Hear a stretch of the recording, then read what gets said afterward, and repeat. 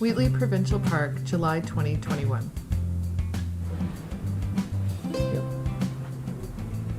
Hey, here we are. Yay, we're back. So we're at site 142. So in this park, that site is pretty uneven, and the hydro is way back there. But it's really private. This patch is pretty nice. Well, the only not private part is, and you're going to see this in the video, your neighbor is right behind you, but that's the back side of your camper. So we didn't really have to look at them all that much. Yeah, so that was fine. Bella kind of got back there because they had a big dog sometimes.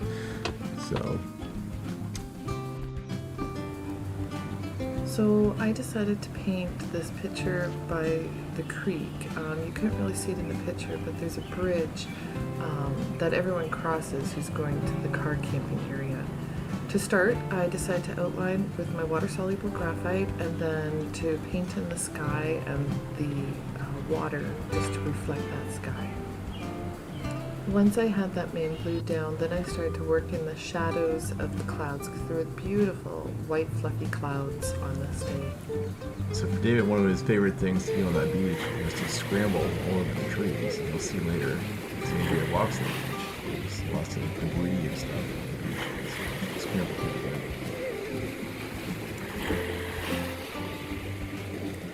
So you'll see I'm still working between the sky and the creek, trying to get that reflection of the clouds, but still show the movement of the water in the creek because it wasn't glass clear. What I mean by that, it wasn't a perfect reflection. So you still had to kind of show that blurriness. I did add a little yellow to those clouds just to give them a little more morning.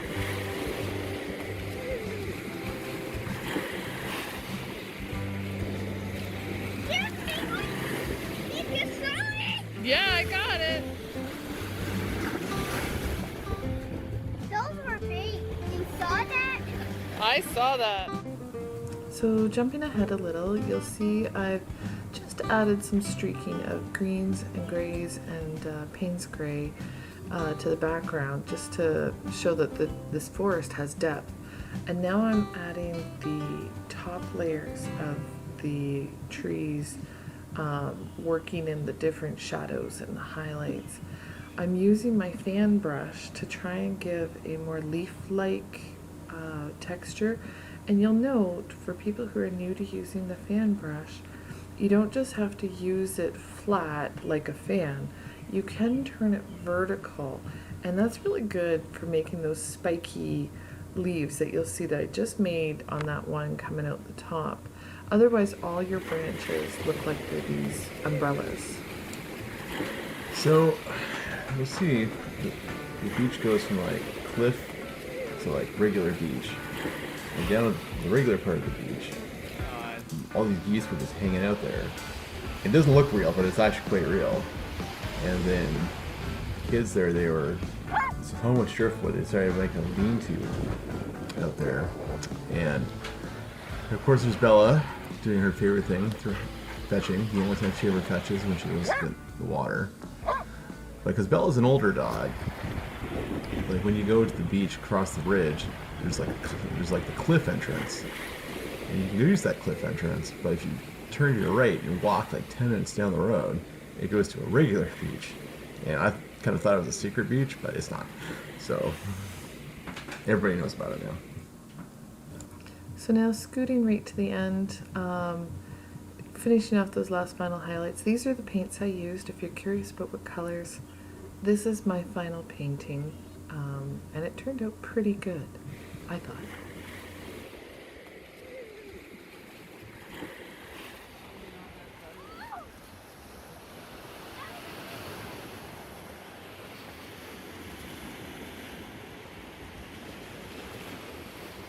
Man, those waves are rougher today.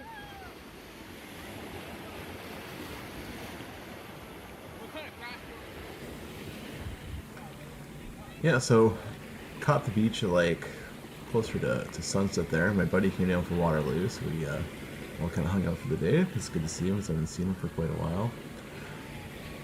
So one thing to kind of be aware of here too is looking like kind of the way that we were just looking. If you kind of go around the beach and just around the corner, there's like a private campground there.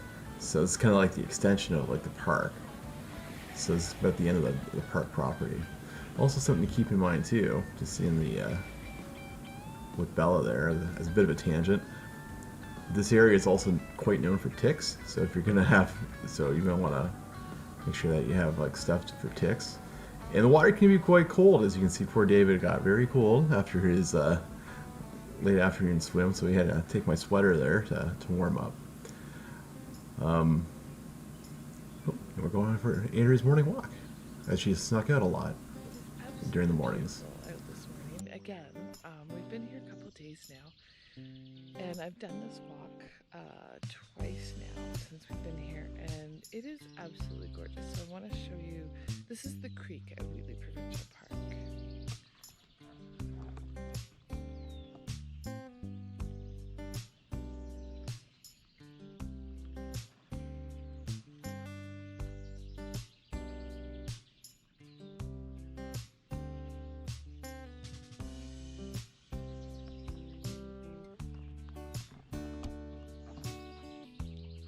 So as you'll see, the fish are just a jumping this morning.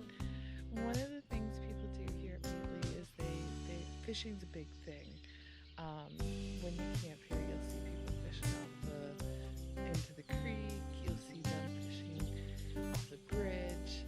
It's a pretty big thing here at Wheatley, and considering how much those fish are jumping, I can kind of understand why. So the trails in Wheatley, there's some, but most of them are like unofficial. So you have to kind of, especially the ones down by the creek, they when the water gets high, they overflow and they flood, so they can get pretty muddy. So you have to kind of be aware of that. They're not always super well maintained or groomed, and they're kind of short-ish. I think I know the one more official one that goes down to this beach is like a kilometer long, according to the paper. But I mean, you do get these gorgeous sunrises there along the beach. You can still see some of the debris that came down from the cliff. So if you can get out there nice and early, you can catch all that. We just learned how to get down to the beach this year, considering how long we've been coming to Wheatley. We found out there was 2 ways down to the beach without having to jump off a cliff. And I'm going to show you what those cliffs look like. So I'm actually being a little literal there. Not super high cliffs, but high enough that you could break a leg. But if you go down to the entrance of the old day use area, there's an unmarked path, and it takes you down to this beach, which I'm going to show you the entrance to it. It's not bad. You have to kind of climb up around some roots and stuff, but that's how you get in, is by coming up on those roots, which isn't so bad. At least you're not jumping off a cliff. Now you'll also note that all along this beach there are a lot of trees. I'm just going to try and lift you up so you can see all the way down the beach.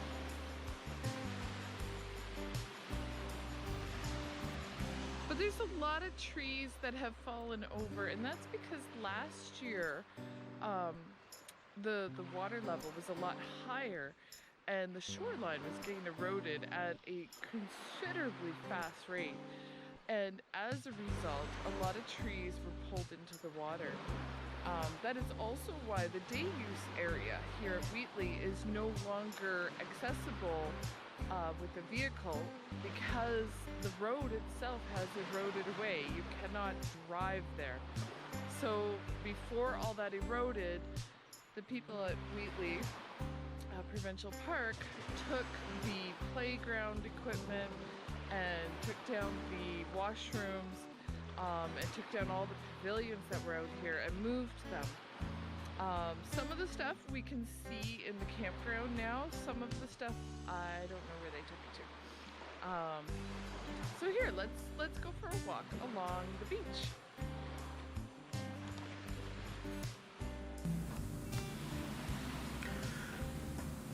So, as you can see, like there's like a lot of debris, and if you go from where the road kind of fell into the water, that's probably about like the highest point within the park. It's got to be like a 20-25 foot drop, and then as you kind of go along the coastline there, it is eventually getting to like a normal part of the beach. So just kind of be aware of that.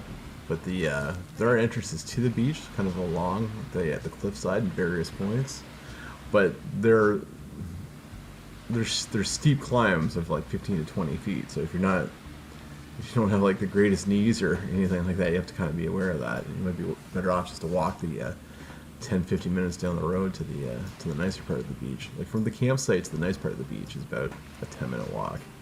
And you can see here all the pipes and all the piping that used to go to the washroom that was in the old day use area. And that's where the road got eroded away and literally fell into the lake. It's pretty spectacular how much like it just like got washed away. And even as you walk down the beach, all the big trees that have just been falling in the lake. So, and I put the day use was like the part of that park, in my opinion. And now it's just kind of had it taken over because you can't really do too much with it anymore because there's no road. So you'll see I've come down the beach just a little bit. I just passed the area where the road has actually crumbled in. Not the whole road, but more than half, enough to not make you want to drive on it. But you'll also note that the cliffs are pretty high. To ask me to climb that with a kid and a dog, I'm not so sure I'd make it.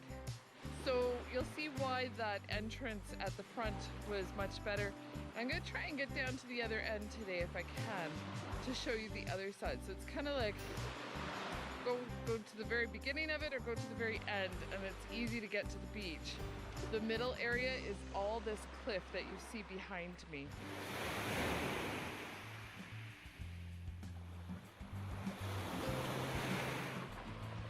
So you'll see as we get further down the beach, the cliffs are starting to get shorter. We're not there yet, but if we keep going, we will find the other entrance. So as you can see, I made it down to the other end, and you can see that this entrance, much more dog-friendly, kid-friendly. If you're having to bring a stroller down, this is the one I would use. I know it looks like you're going for a little further walk, but at least you're not having to climb that cliff up and down. Alright, so that was this morning walk. The coffee cup is empty, so we gotta get back to the camper, see if the boys are awake yet. I hope you enjoyed the beach walk with me, and I hope you also enjoyed the painting. I know you didn't get to see all of it. I'm still trying to figure out the technology thing. You think I'd have it down by now, but I don't.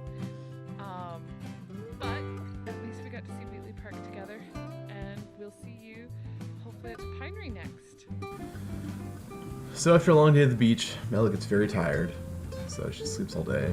And the kids are obsessed with their s'mores at night. And luckily this had enough trees we could like stretch out our stuff so we can dry it out. And the fire pit's actually in a pretty good spot, kind of off in the corner there. So some things we like about Wheatley. So they have a bridge out to the day use area, and even though it looks a little rickety, it's actually pretty strong, and there is a spot to stop on it. And you're wondering why recycle boxes? Because the recycle box program is actually the best in any provincial park you've ever been to. You pick up a recycle box, you can throw your empties in there. It makes things so much easier. So the playground was a huge asset. It's right in the middle of the campground, and the kids just loved it. Yeah. Things we don't like about Wheatley. So the trails aren't marked, so you kind of have to just know where they are, and that gets tough, and sometimes you end up going on rabbit trails that go to nowhere. Yeah, and then they're not well maintained, anything like that. Bummer is that the road did erode so that the day use area is no longer available. We have no idea if that area is ever going to be opened again. But otherwise, we loved Wheatley. Thank you so much for joining us, and hopefully we'll see you at the Pinery.